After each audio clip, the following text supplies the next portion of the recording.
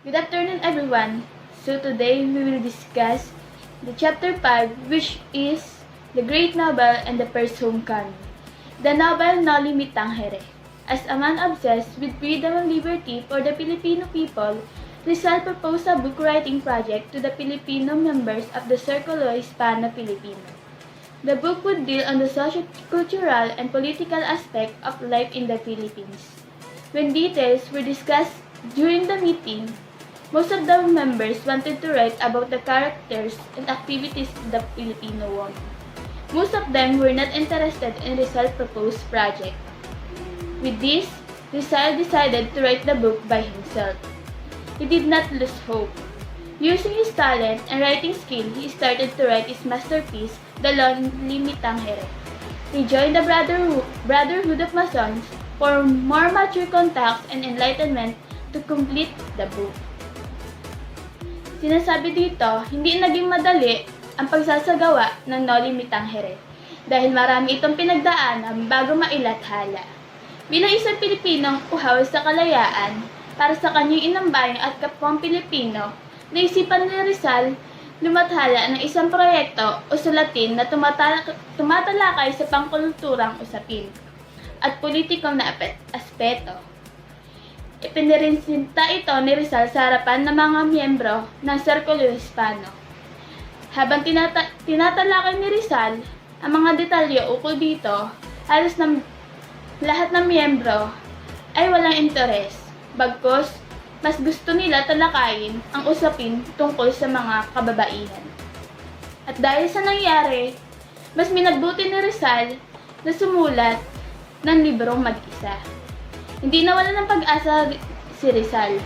Gamit ang kanyang talino at kakayahan sa pagsusulat, sinimulan niya ang isang prestigyosong aklat na pinamagatan ng Noli Me Tangere o Nahuli Me Tangere. Sumama ito sa isang kapatiran ng mga Mason para sa mailathala ang aklat. He managed to finish the first half of the Noli Me Tangere in Madrid. He continued writing in Paris, where he was inspired to the immortal Declaration of the Right of Man that had been passed and being implemented. He finished it in Germany, where scientific research and philosophy were free from the church and state control.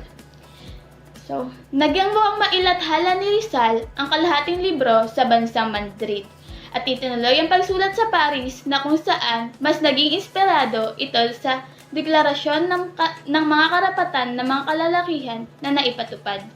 Natapos naman ni Rizal ang aklat sa bansang Germany na kung saan ay scientifico pananaliksik at filosofiya ay malaya sa simbahan at estado. The Noli Me Tangere was printed in Berlin because Rizal was short of funds. He was charged 300 pesos for 2,000 copies. His friend Maximo Viola offered to pay the amount and the book was finally released in March 1887. Ang Noli Me Tangere ay naiprinta sa bansang Berlin. Dahil sa kakapusan ng budget ni Rizal, siningil siya ng 300 pesos sa kada 2,000 kopya ito. Ang kaibigan ni Rizal na si Maximo Viola ay nag-alok ng bayarin ng aklat at natapos ang pag-imprinta noong March 1887.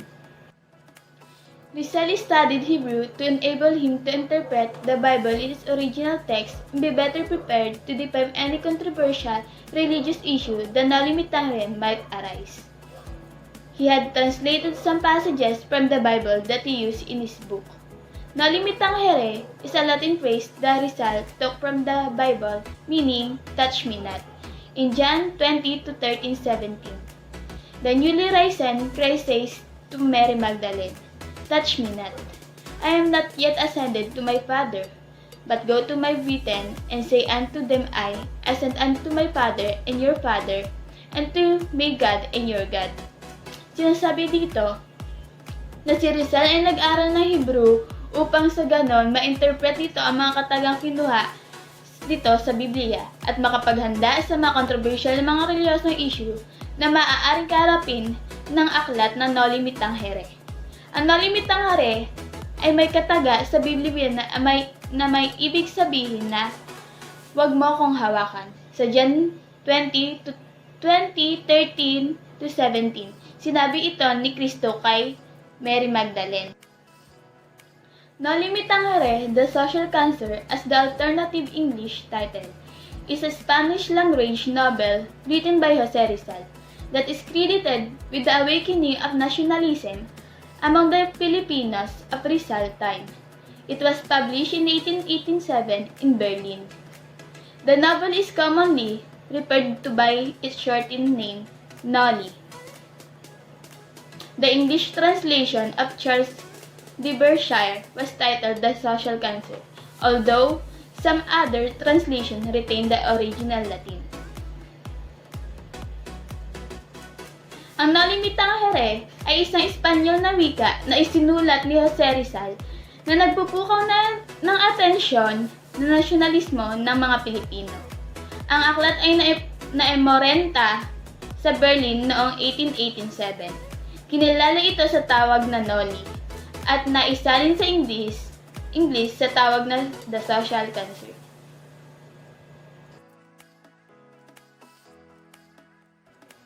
Summary of Noli me Tangere.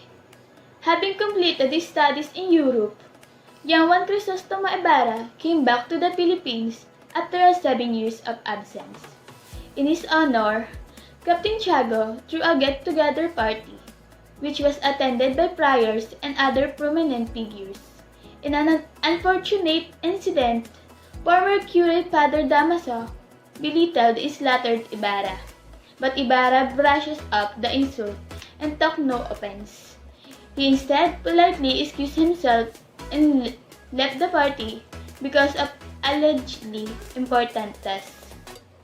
Sinasabi dito, pagkatapos makompleto ni Ibarra ang kanyang pag-aaral sa Europa, nagbalik ito sa Pilipinas matapos ang 7 taon na pagkawala. At sa kanyang pagbabalik, nag-organisa ng isang pagtitipon si Kapitan Tiago, na dinaluhan naman ng mga pare at iba't ibang prestilyosong tao, kabilang narito si Padre Damaso. At sa di inaasang pagtatago, nagkita si Padre Damaso at Ibarra. Mililiit at puro paninirang puri ang kanyang sinabi kay Ibarra. Ngunit hindi ito pinansin ni Ibarra. At magalang na umalis sa piging at nagdahilan na lamang itong may lalakaring importante. The day after the humble party, Ibarra went to see Maria Clara, his love interest, a beautiful daughter of Captain Tiago and an affluent resident of Binondo, Manila. Their long-standing love was clearly manifested in this meeting, and Maria Clara cannot help but reread the letters her sweetheart had written her before he went to Europe.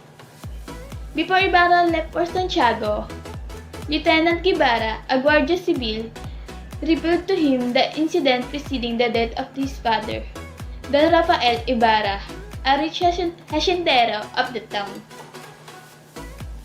Kinabukasan, pagkatapos ng pagtitipon, agad pinuntahan ni Ibarra ang kanyang pinakamamahal na si Maria Clara, ang magandang anak ni Captain Tiago at residente ng Binondo, Manila.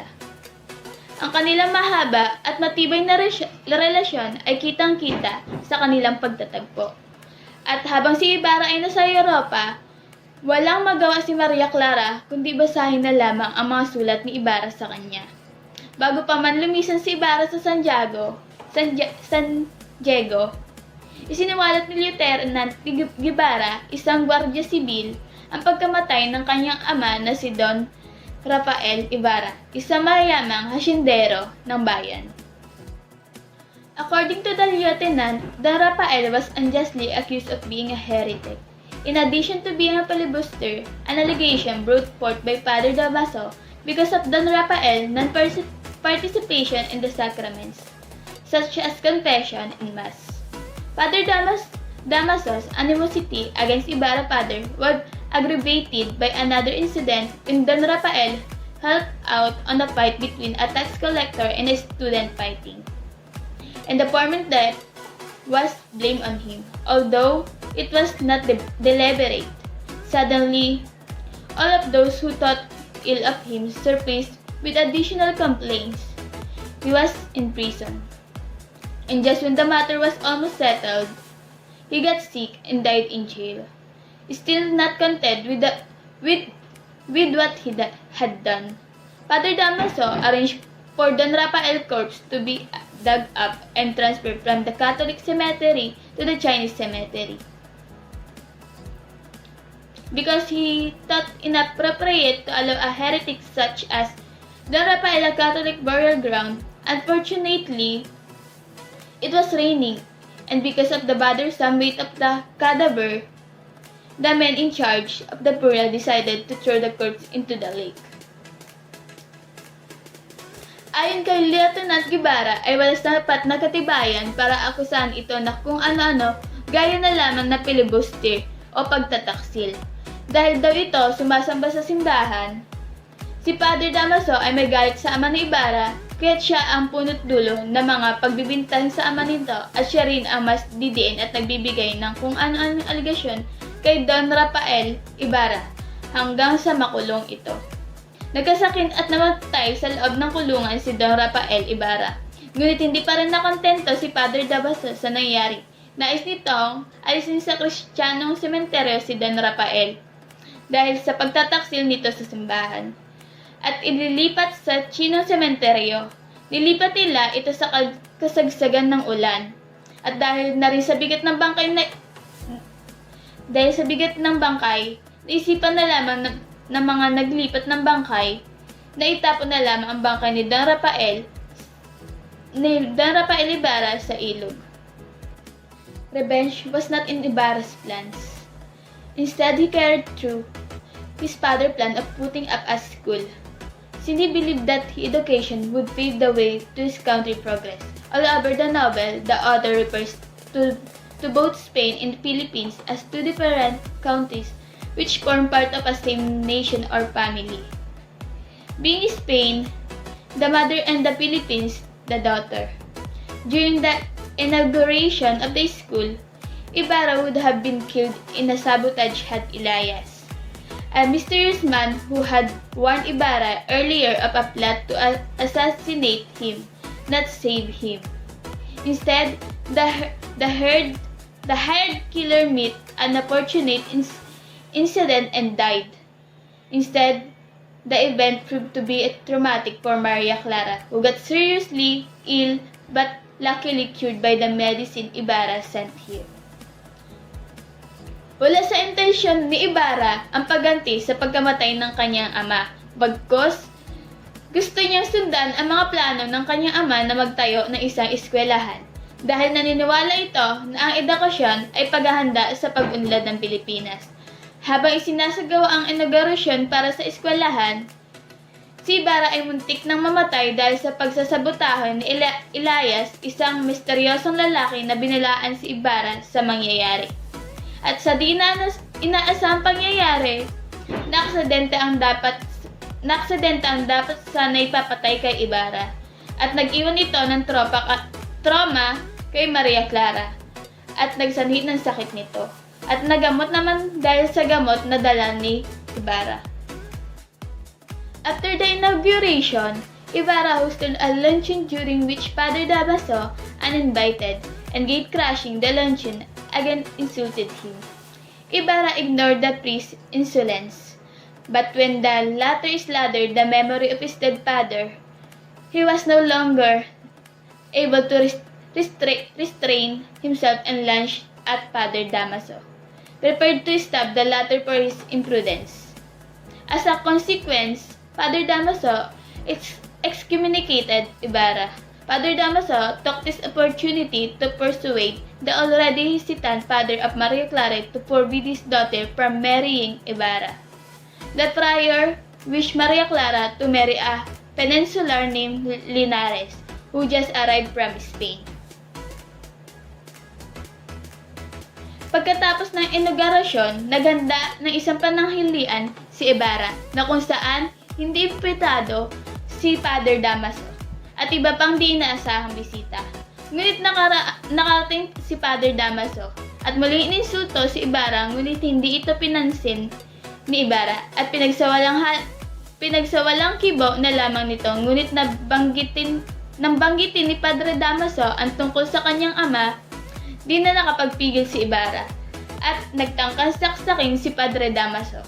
Dahil sa nangyari, naging tulay ito sa kanya upang siraan ito sa ama ni Maria Clara na huwag ito pakasalan at pakasalan na lamang si Linares na kakauwi lamang sa Espanya, galing Espanya.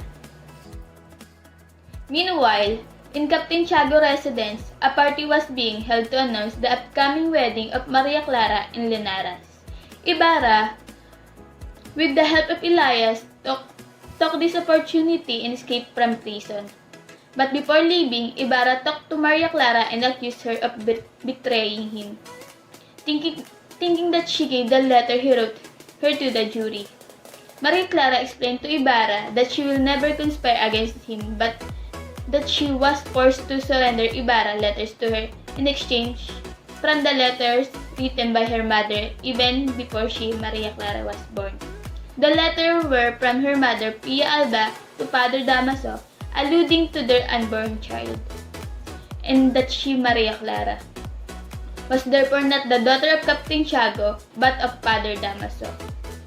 Sinasaad dito na, sa kabilang dako, sa bahay ni Captain Tiago, ipinapahayag nito ang nalalapit na kasal ni Linares at Maria Clara. Sinimantala ni Ibarra ang pagkakataon at tumakas sa kulungan sa tulong ni Elias.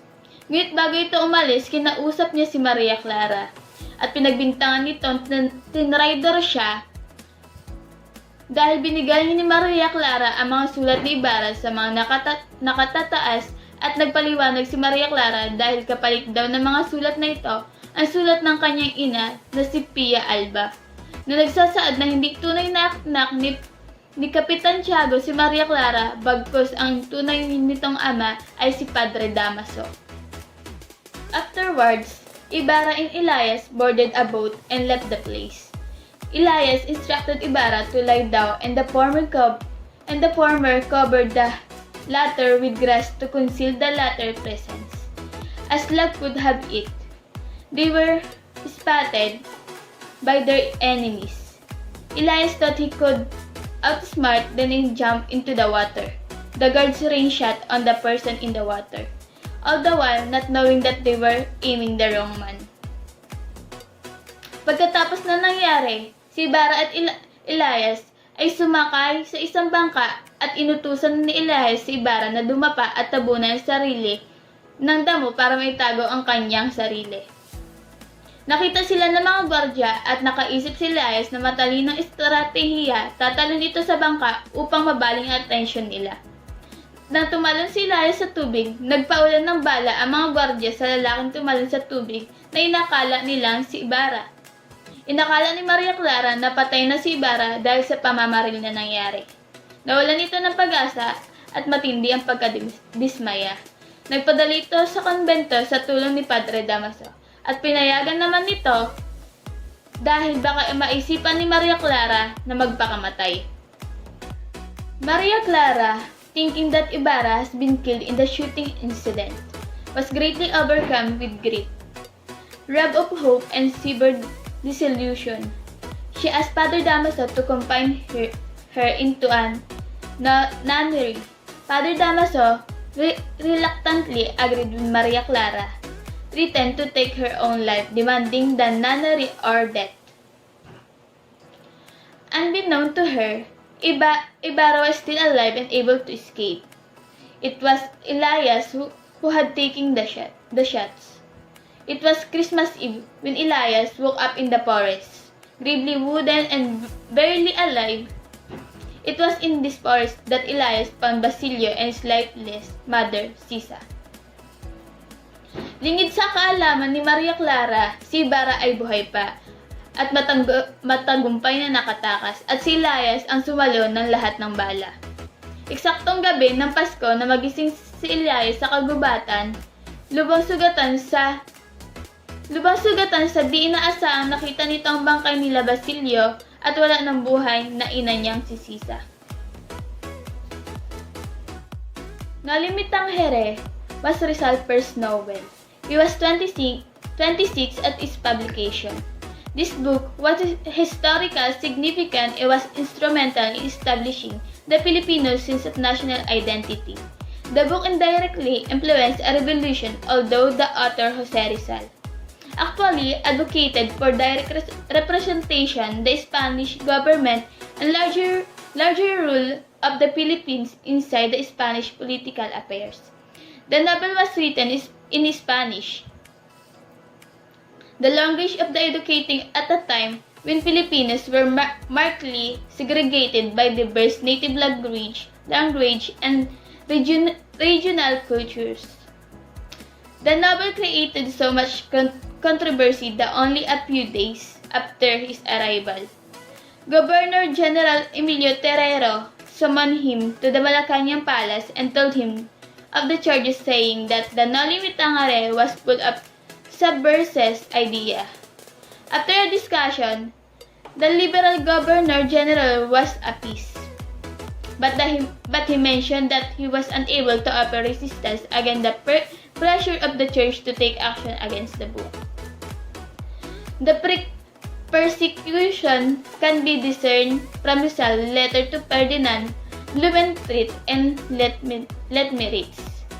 My book made a lot of noise everywhere I am asked about it. They wanted to excommunicate me because of it. I am considered a German spy, an agent of Bismarck. They say I am Protestant, a Freemason, a sorcerer, a damsel in evil. It is whispered that I want to draw plans, that I have a foreign passport, and that I wander through the street by night. The book was instrumental in creating a unified Filipino national identity and consciousness. Many Filipinos previously identified with their respective regions to the advantage of the Spanish authorities. It lampooned, caricatured, and exposed various elements in the colonial society.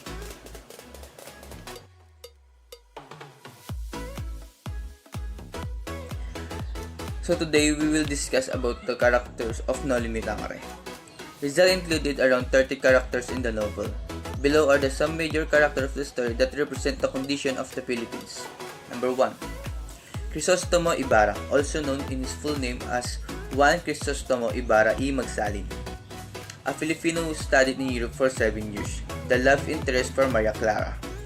Son of the deceased Don Rafael Ibarra, Crisostomo changed his surname from Ibarramienda to Ibarra, from his ancestor's surname.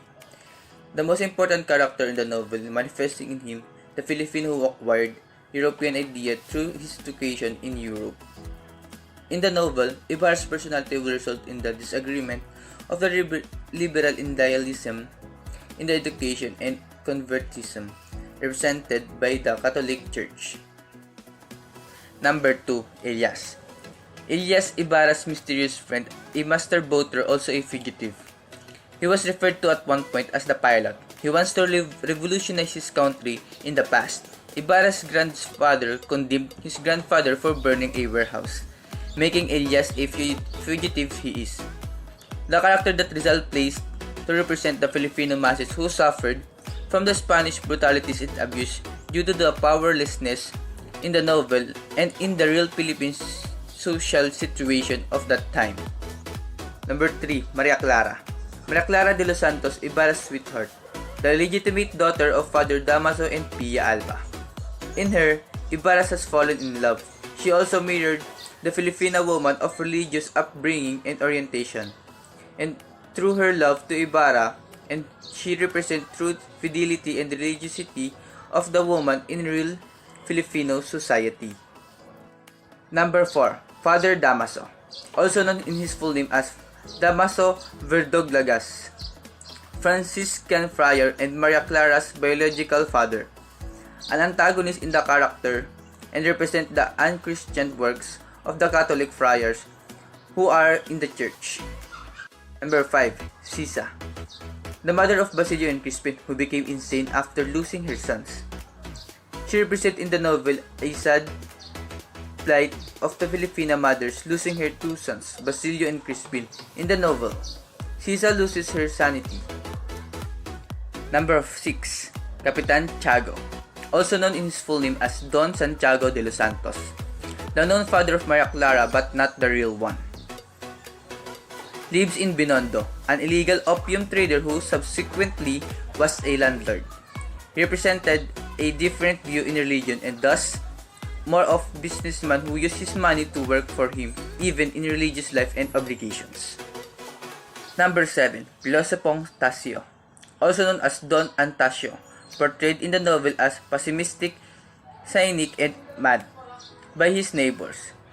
He portrays the role of philosopher who completely misunderstood in many aspects. He argues with the belief of the Catholic Church and social changes and concerns in the novel. Number 8. Doña Victorina. Victorina de los Reyes de Espandaña, a woman who passes herself off as a Peninsulares, wife of Don Tiburcio de Espandaña, known in the novel as trying hard rich woman who abhors anything that is Filipinos and clings to Spanish way of life. This kind of character was manifest on some Filipinos of that time.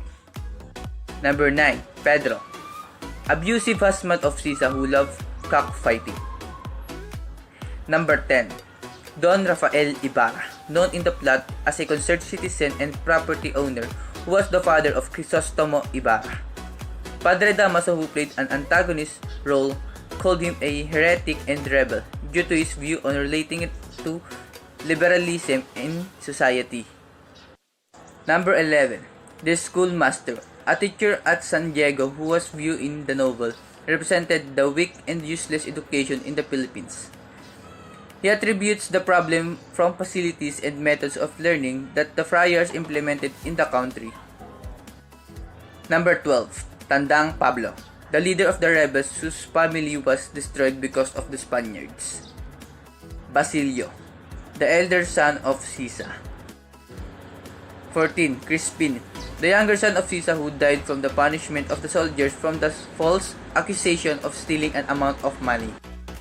15. Padre Sibila, Hernando de la Sibila, a Filipino friar. He is described as a short and has fair skin. 16. Padre Salvi, also known in his full name as Bernardo Salvi, a secret admirer of Maria Clara. Number 17. The Alferez, chief of the Guardia Civil, mortal enemy of the priest, for power in the Santiago. 18. Don Tiburcio, Spanish husband of Doña Victorina, who was limp and submissive to his wife. He also pretended to be the doctor. 19. Doña Consolacion, wife of the Alferez, another woman who passed herself as a peninsular, best remembered for her abusive treatment of Sisa.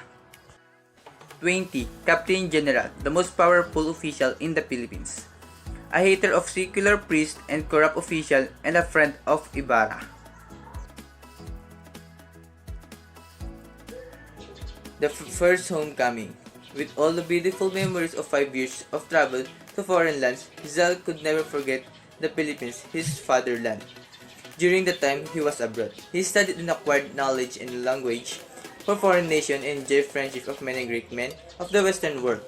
But he remained the heart of a true Filipino with enduring love of the Philippines and very strong determination to serve and die in the land of the birth, Philippines. So ngayon nga po, after po ng mga ilang taon na pag-aaral sa ibang bansa sa mga foreign lands ni Rizal, hindi niya pa rin maalis sa kanyang isipan at puso ang kanyang inang bayan. So, he decided to return to Calamba for 3 reasons. Number 1, to operate on his mother's eyes. Number 2, to help his families and the Filipino people to find out for himself how the Noli and his other writing were affecting the Filipinos and Spaniards in the Philippines. And last but not the least, number 3, he wanted to find out why Leonardo Rivera remained silent while he was in Rome. So yun nga po, nagbalik na pag-isipan ni Rizal na magbalik sa Calamba dahil sa 3 rason. Una nga po rito, upang operahan ang nanlalabong mata ng kanyang ina. At pangalawa na rin ay ang pagtulong sa kanyang pamilya at sa mga Pilipino kung paano makakapekto ang kanyang mga naisulat sa mga Espanyol. And last but not the least, Gusto niyang malaman kung bakit nanatiling tahimik si Leonardo Rivera habang si Rizal ay nasa Rome. On June 29, 1887, Rizal wrote to his father about his homecoming. He expected to be the Philippines by 15th or 30th of August 1887. So yun nga po, sumulat si Rizal na uuwi na ito sa kanyang ama at inaasahan na darating ito sa ika-15 o 30 ng Agosto 1887. Rizal boarded the steamer Dutchmana on July 3, 1887, the same ship which brought him to Europe 5 years ago. Rizal was the only Filipino among the passengers, Englishmen, German, Chinese, Frenchmen, and also Japanese, who could speak many languages, so he had good time acting as interpreter for his companions. He also got along well with the other passenger by playing chess. So yun nga po, si Rizal po ay dulan ng Dutchman na almost 5 years kasama ng iba't ibang mga foreign people gaya ng Englishmen, German, Chinese, Frenchmen, also Japanese na nakapagsalita din ng iba't ibang lingwahe. Nag-enjoy si Rizal sa pagiging isang interpreter ng mga kanyang companions at nag-enjoy rin ito sa pamamagitan ng paglalaro ng chess kasama ng ibang mga pasahero. Reaching Saigon, he transferred to another steamer, Haipong, which was bound for Manila on August 2, 1887. He reached Manila on August 6 and was welcomed heartily by his parents, relatives, and friends. He found Manila was the same as when he left 5 years ago. He stayed in the city for 5 short time to visit his friends. He returned to Calamba on August 8. So yun nga po, nang marating nila Rizal ang Saigon, lumipat ito sa Haipong na nagdala sa kanya sa Manila noong August 2, 1887 at nakarating noong August 6. At buong puso itong sinalubong ng kanyang ina o kanyang mga kamag-anak at mga kaibigan. At nakita ni Rizal na wala pa rin pinagbago ang Manila matapos ng 5 taon na pag-alis nito. At nag-stay pa ito ng mga ilang araw para bisitahin ng kanyang mga kaibigan. At umuwi ito ng Calamba noong August 8. He wrote to Bloomingtreet, I had a pleasant voyage. I found my family enjoying good health and happiness.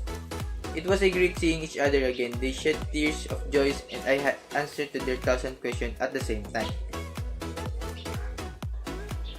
Amidst the happy and peaceful aura of his arrival, his family was worried for his safety. Thus, Pasiano did not leave him to protect him from any enemy assault. His own father would not let him go out alone, for something else might happen.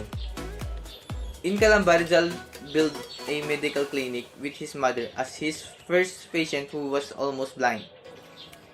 He treated his mother's eyes but could not be operated on because her eye contracts were not yet ripe. His coming back as a doctor spread far and wide. He was called him Dr. Uliman because he came from Germany. His professional fees were reasonable, even gratis for the poor. He opened a gymnasium for young folks to introduce European sports, gymnastics, fencing, and shooting, so as discourage time being spent in cockfighting or sabong and gambling. Trouble in Noli Me Tangere. A few weeks after his stay in Calamba, Rizal received a letter from Governor General Emilio Terrero requesting him to come to Malacanang Palace to explain about the subversive ideas contained in Noli Me Tangere. Rizal went to see the Governor General. He denied the charges and explained that he merely exposed the truth but not advocate subversion. When we say subversion, it is a systematic attempt to overthrow or undermine a government or a political system by a person working secretly within. Ito ang pagpapahamak o ibagsak ang pamahalaan sa sistemang pamumulitika ng taong lihim na nagtatrabaho mula sa loob. Pleased by his explanation and curious about the controversial book, the Governor General asked for a copy. Rizal promised to give him one. The Governor General minded Spaniards and knew that Rizal's life was endangered. Because the priors were powerful, he assigned a cultured Spanish lieutenant named Don Jose Tabiel de Andrade as his bodyguard. The Governor General Terrero read the Noli Me Tangere and found nothing wrong with it. Nonetheless, he had it banned when reports were submitted to him by the Commission of Censorship calling for its outright censorship. The banning of Noli Me Tangere made it more popular, causing everybody among the masses to read the novel at night secretly. Attacks of Noli Me Tangere. Salvador Fort printed copies of the Commission's report, and Father Jose Rodriguez printed 8 pamphlets under the general heading, Question of Supreme Interest, Cuestiones de Sumo Dictus. Many Filipino were forced to buy but did not believe this anti-Rizal pamphlet. The Noli Me Tangere was also attacked in the Senate of the Spanish Cortes. It was also vociferously attacked by the Spanish academician Vicente Barrantes, who was once a ranking official of the Philippines. Defenders of Noli Me Tangere. The Noli Me Tangere had its great defenders who bravely came out to prove the merits of the new bill and to enlighten the unkind attackers. They were reformers in foreign land like Marcelo H. del Pilar, Graciano Lopez Jaina, Mariano Ponce, Dr. Antonio, Maria Regidor, Professor Ferdinand Blumentritt, Dr. Miguel Moraita, and Don Sigismundo Moret, a former minister of the court. Father Sanchez of Ateneo upheld and praised the Noli in public. Reverend Father Vicente Garcia, a Filipino Catholic priest scholar, a theologian of Manila Cathedral, and a Tagalog translator of the famous Imitation of Christ, by Kempis, wrote to defend the Noli Me Tangere under the pen name Justo Desiderio Magalang. This was published in Singapore as an appendix to a pamphlet. Dated July 18, 1888, he blasted the attacks of argument of Father Rodriguez with the following counter-argument.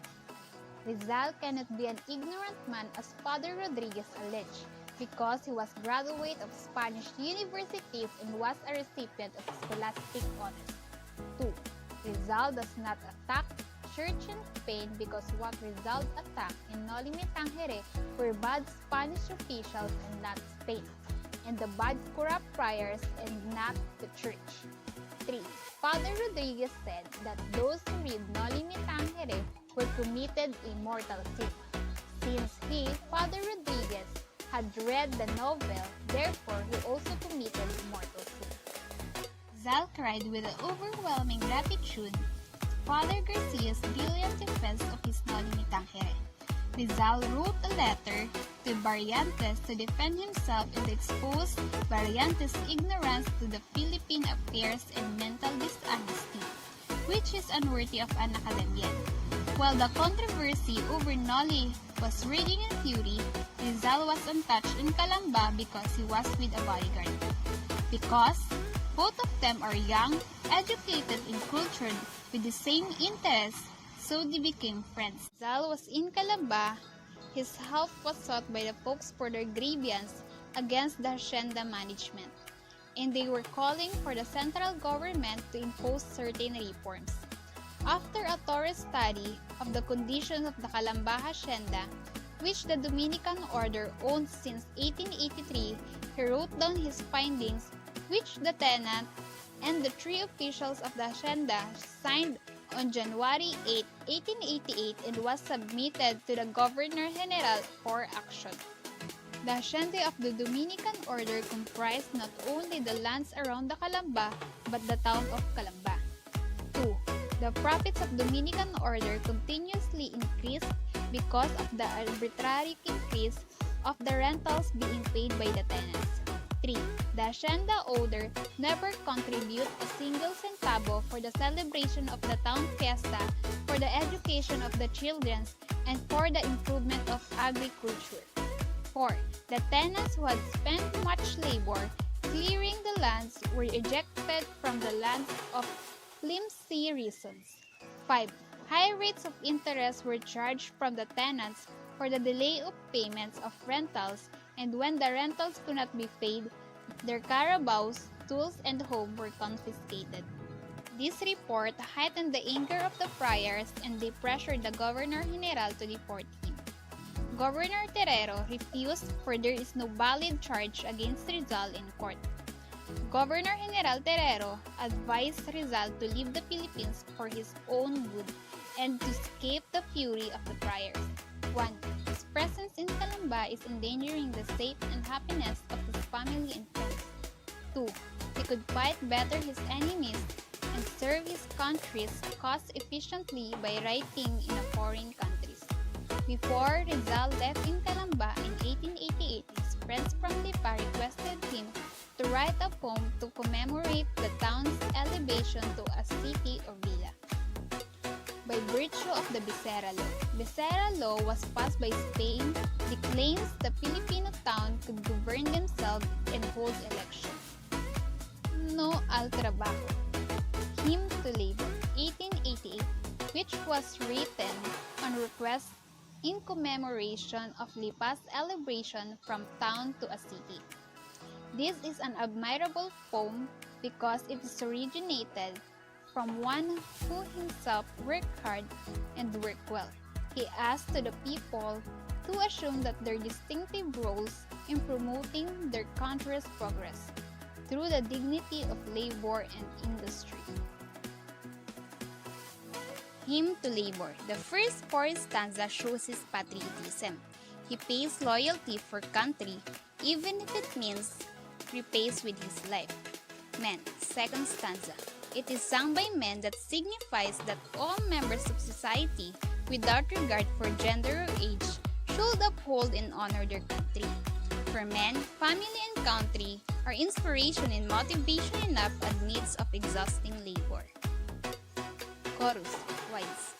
The role of wife during the time of Rizal was plain and simple. She was a steward of the home, the mother of the children. This verse pays tribute to mothers who dedicate their lives to rearing and upbringing of their children, teaching them the right values and morals to become upright citizens. Also, when wives lose their husband, she shall know that task to continue. Eden. This verse is sung by maidens who salute to labor and encourage the young men to give their lives to hard work and industry for good nation. This is supposed to be sung with joy and pride. Children. It is apparent in Filipino culture then and now that the children have high regard for the approval of their elders.